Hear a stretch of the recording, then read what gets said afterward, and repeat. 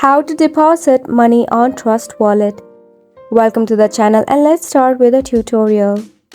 For this, you'll be needing your Trust Wallet application, so make sure to download, upload and update it.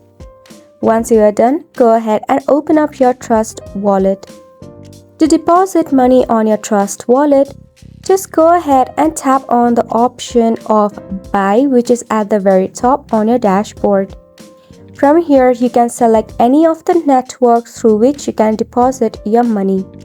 I'll be selecting the classic Bitcoin. Right here, enter the amount of money that you want to buy or you want to deposit on your Trust Wallet.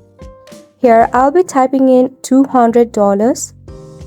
Then tap on Buy with Credit Card. Once you do this, you'll be redirected to Banksha, where you have to enter email address and necessary verifications. Through this, you'll be able to buy and deposit money through Bitcoins.